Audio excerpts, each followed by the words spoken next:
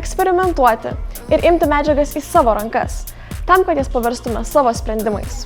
Mes nepasikliaujame vien tik patikrintais ir išbandytais metodais. Atvirkščiai, visada keliame sau klausimą, ar gali būti geriau.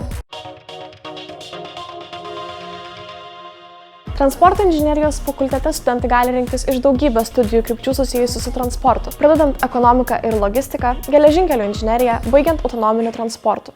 Iš galimų antros pakopos studijų studentai gali rinktis jūrų transporto inžineriją ir logistiką, kuri buvo sukurta kartu su Lietuvos aukštąja jūreivystės mokykla. Moderniausia Rytų Europoje mokslų ir studijų infrastruktūra.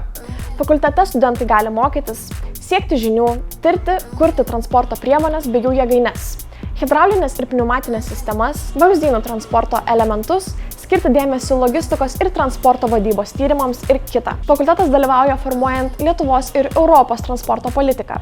Fakulteto dėstytojai ir mokslininkai dalyvauja tarptautinėse konferencijose, kuriuose yra aptariamos aktualios transporto temos. Vairavimo simuliatorius suprojektuotas Vilnius Tech Racing komandos studentų.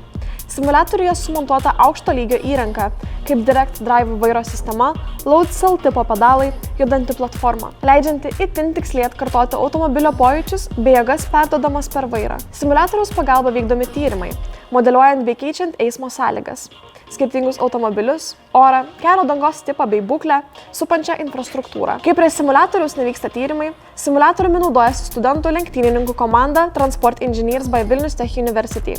Tai iš 4 jaunų transporto inžinerijos fakulteto studentų sudaryta komanda, siekianti aukščiausių rezultatų virtualiose ištvermės varžybose. Toyota Prius. Fakulteto mokslininkų sukurtas autonominio automobilio prototipas, kurį sudaro automatizuotas vairo valdymo įrenginys, įvairios automobilį supančios aplinkos stebėjimo įrangos, taip pat kelio dangos ir jos būsenos atpažinimo algoritmas skirtas automobilio stabdžių, vairavimo ir pakabos valdymo sistemoms su išankstinė peržiūra. Sukurtas autonominio automobilio prototipas realiuoju laiku geba planuoti ir savarankiškai judėti suplanuotais maršrutais. Automobilyje įdiegti algoritmai veikia realiuoju laiku taikant dirbtinio intelekto giliųjų neuronų tinklų technologiją. Prisijunk prie Vilnius Tech universiteto ir tapk makeriu, ateities kūrėju.